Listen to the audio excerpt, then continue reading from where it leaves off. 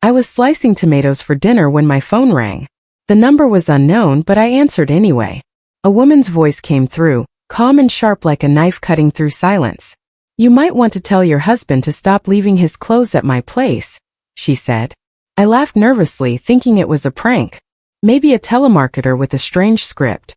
But then she added, "I'm his wife, Amelia, not his ex." The knife dropped from my hand. Time seemed to stop. I could hear my heartbeat in my ears. Just then Liam walked through the door, holding takeout bags and smiling like nothing was wrong. I put the woman on speakerphone with shaking fingers. She repeated it calmly. "He's still married to me." The silence that followed felt louder than any scream I could have made. Liam's face drained of color. The takeout bag fell from his hands, and he ran upstairs without saying a word. "My name is Amelia Rowe, and 3 years ago, I thought I had married the love of my life. I remember the day Liam proposed." He got down on one knee at sunset, tears streaming down his face, saying he had never felt this way about anyone before. He showed me divorce papers a week later, explaining that his previous marriage had been a terrible mistake. He called his ex-wife crazy, and said she had already moved on with someone new.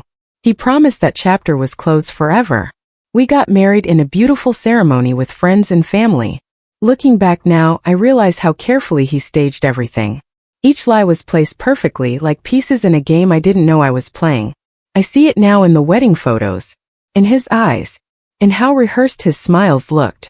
I remember looking at our wedding picture on the mantel the night of the phone call, and it felt like looking at a stranger.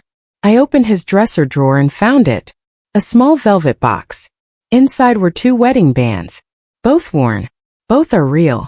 Liam stormed downstairs, his face red, already making excuses. "It's a mistake," he said desperately. "Someone's playing a sick joke." I held up the phone. "Then explain this," I said, my voice steady even though my hands were shaking. The woman on the other end, who had introduced herself as Marissa, spoke up. "Ask him where he was last weekend," she said. Liam claimed he had been on a work trip to Chicago. Marissa laughed without humor. "He was at my sister's baby shower. Same city. Same dates." I felt sick. Marissa sent me a photo through a messaging app. It showed Liam grinning at a family gathering, his arm around a blonde woman's waist. Behind them were older people who looked like they could be his parents. He was wearing the same watch I had given him for his birthday, the same one he wore when we went to dinner together. My mind couldn't catch up with what I was seeing. Liam tried to grab my phone, but I stepped back. "Who is she?" I asked him. He didn't answer. Finally, Liam broke. He sank onto the couch like his legs couldn't hold him anymore. "I haven't been able to let go of her," he said, his voice cracking. "My divorce from Marissa was never finalized. It's complicated." I stared at him. "Complicated? You're still married to her." He nodded slowly. Then he said something that made my chest feel tight. "I love you both." I didn't know how to choose. I couldn't breathe. The room started to spin. His phone kept buzzing over and over. His mother's name flashed across the screen repeatedly. When he didn't answer, I picked it up instead. His mother's voice came through, urgent and whispered, "Don't ruin this for him, Amelia. Please. He's been through enough." I hung up without responding. The fact that she was calling him right then, at that exact moment, made it clear that she already knew. She had always known. My husband's phone buzzed again. Another message from his mother. "We'll talk tomorrow." The next day, I drove to his parents' house with a storm building inside my chest. His mother answered the door. She greeted me with the same smile she always had, the one that never quite reached her eyes. When I told her I knew everything, she didn't look surprised.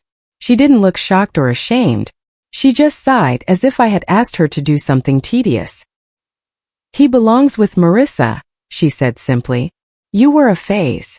She walked to the kitchen and poured tea like we were discussing the weather. Like she hadn't just told me my entire marriage was a lie. My hands were shaking as she slid the cup toward me. I didn't touch it.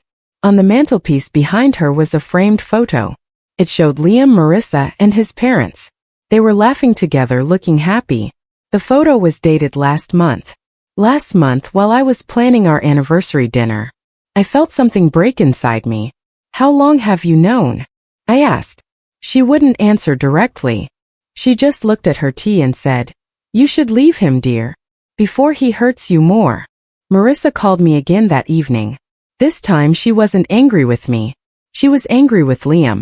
We talked for hours, and with each hour the pieces of the puzzle fell into place. She showed me text messages. She showed me receipts from hotels. She showed me photos of Liam with her family spanning back years. What shocked me most was that Liam had used the exact same lines with both of us. The same promises. The same gifts. For her, he had bought diamond earrings. He told me they were his mother's and that I was the first woman he trusted enough to wear them. For her vacation, he had taken her to the same resort where he had taken me. He said each place was special to me alone. He was lying to both of us constantly. I think his family knew about both of us the whole time, Marissa said quietly. She told me that his mother had actually welcomed her back into the family after Liam and I got married. His mother had even called her the real wife in a text message. That message was dated 3 months after my wedding day. That night I couldn't sleep. I went into Liam's office and opened his laptop. My hands felt numb. Inside I found 2 separate calendars. 2 entirely different lives documented in dates and times. In one calendar, he marked work trips to Chicago and New York. In the other, those same dates were marked as family dinners and weekend getaways. I dug deeper. Business dinners that he claimed to attend with me? Those same nights were marked in the other calendar as time spent with Marissa's family. I found hotel reservation confirmations sent to 2 different email addresses. One account was in my name. One was in Marissa's. My chest felt tight as I scrolled through years of deception. Then I found something worse. An email draft to his accountant.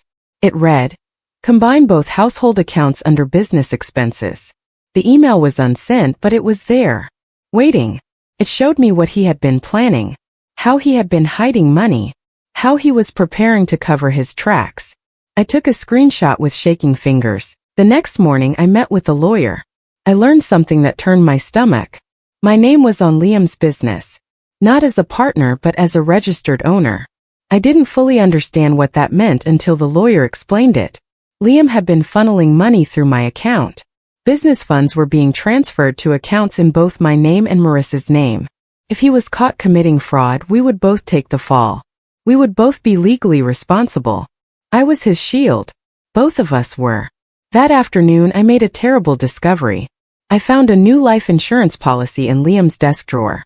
My name was listed as the spouse, but Marissa was listed as the alternate beneficiary. The policy was worth $2 million. My hands shook as I read it. My mind went to dark places.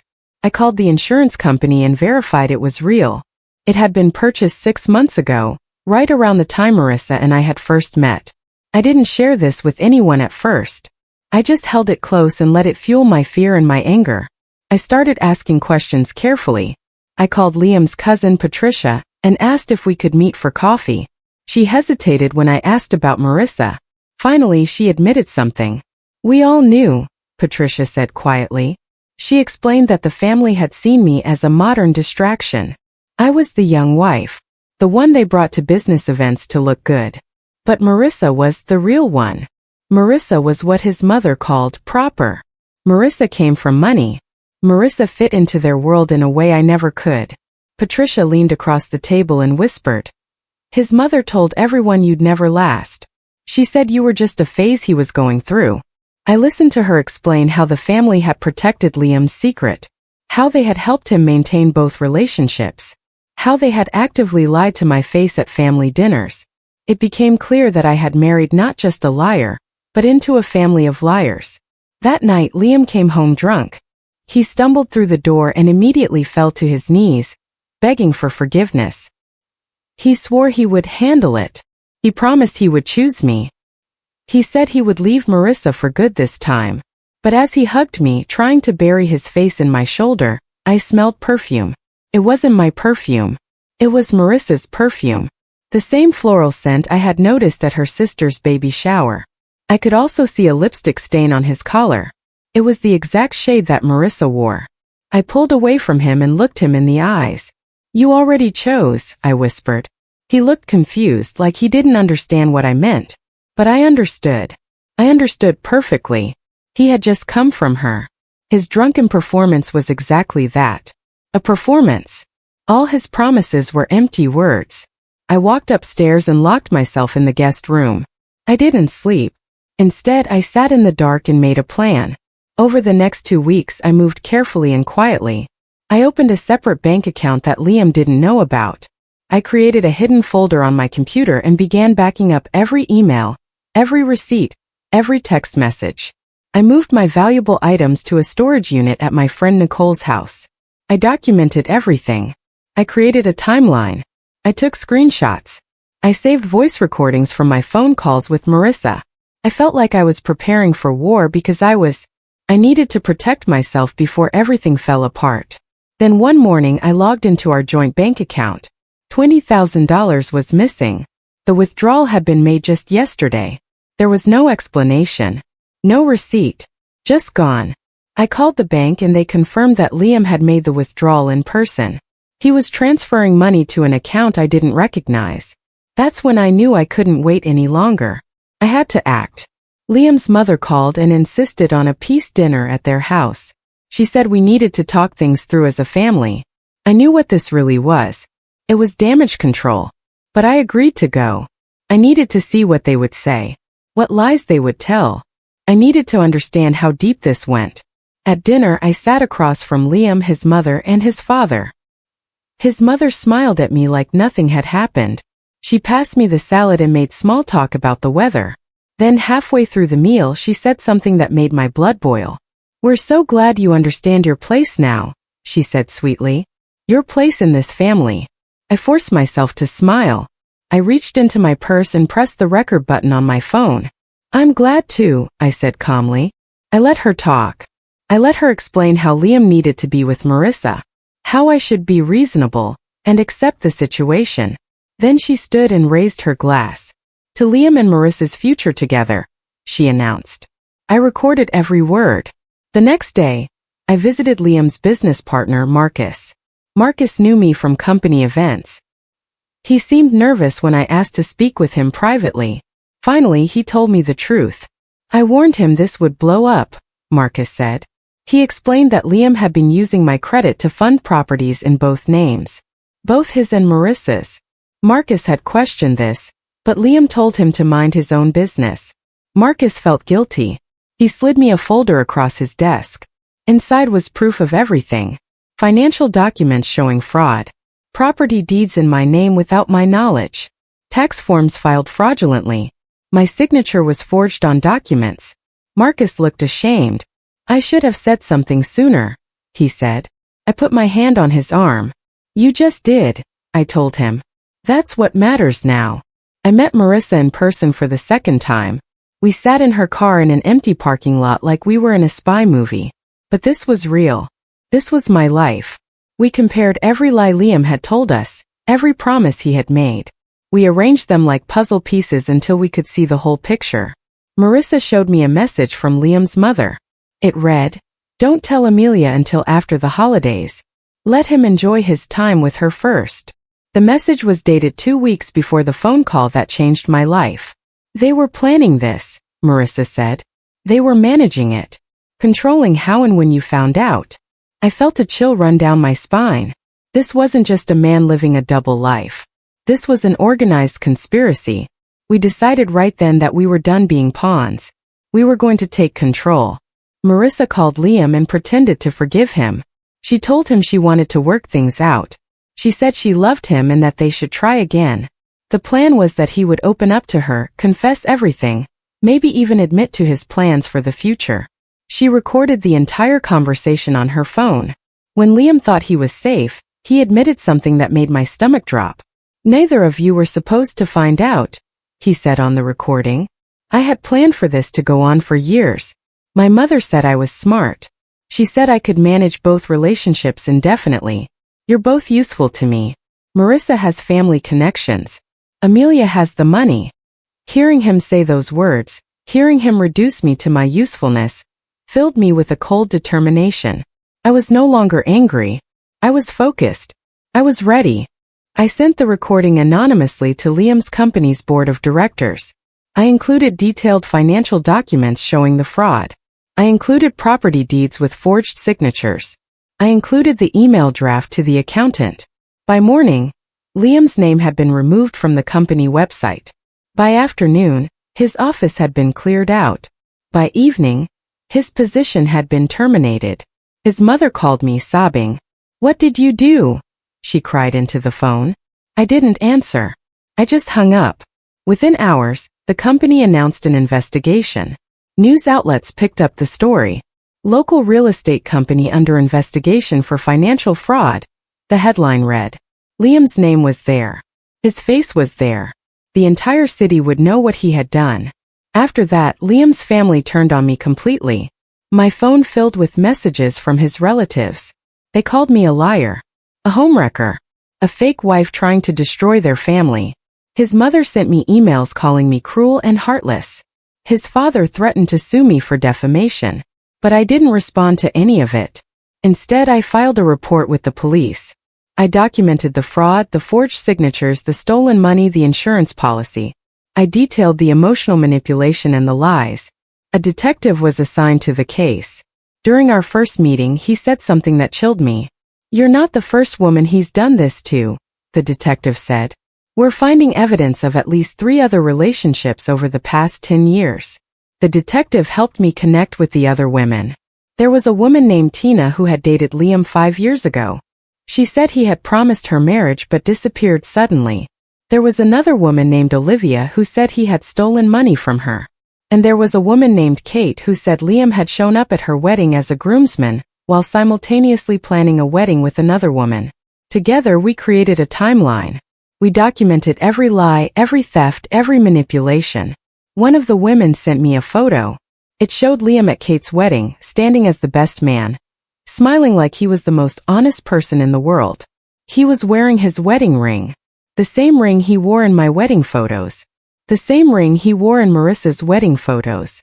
He had simply moved it from finger to finger as needed. Finally, Liam called me. His voice was shaking and broken. "You ruined me," he said. I didn't yell. I didn't cry. I spoke softly and calmly. "No, Liam. You did that yourself. I just made you face the consequences." There was a long silence on the other end. Then he said, "You'll regret this." I heard the threat beneath his words, but I wasn't afraid anymore. I had already lost everything. There was nothing left for him to take. I had been broken and I had put myself back together. He had no power over me anymore. I hung up the phone and didn't answer when he called back. Liam tried to sue me for defamation. He claimed I had destroyed his reputation and cost him his job. He wanted $500,000. The case went to court. I showed up calm and composed, wearing a simple blue dress. My lawyer presented every file, every email, every receipt. We showed the forged signatures. We showed the stolen money. We presented testimony from Marcus, from the other women, from the detective. Liam sat at the other table, looking smaller and older than he had a few months ago. The judge listened carefully. At the end, the judge leaned forward and looked at Liam directly. "Mr. Rowe," the judge said, "your marriage to Amelia Rowe is legally invalid. You are currently and legally married to Marissa Rowe. You committed fraud, forged documents, and stole money. This court rules in favor of the defendant." Liam's face went white. He had lost everything. Liam's mother tried to play the victim. She went to the press crying about how her family had been destroyed. She called me the manipulator. She said I had turned her family against her. The media felt sympathetic at first. But then Marissa leaked the family messages. Every text where his mother had called me a phase. Every email where she had helped Liam plan his double life. Every conversation where she had told family members to keep the secret. The story changed overnight. Instead of a tragic family, the Rowes became a cautionary tale. They became the family that conspired together. That protected a liar. That harmed women deliberately. The public turned against them completely. Within weeks, investors pulled out of the family's business ventures. Their reputation in the community crumbled. People who had once been friendly now crossed the street to avoid them. Marissa and I both received quiet apologies from people who had once pitted us or judged us. We became friends after everything settled. We got coffee regularly. We supported each other through the healing process. Liam sent me one final email. It read simply, "Meet me. Just once. I need to talk to you." I didn't respond, but I did agree to meet him. One last time. I needed closure.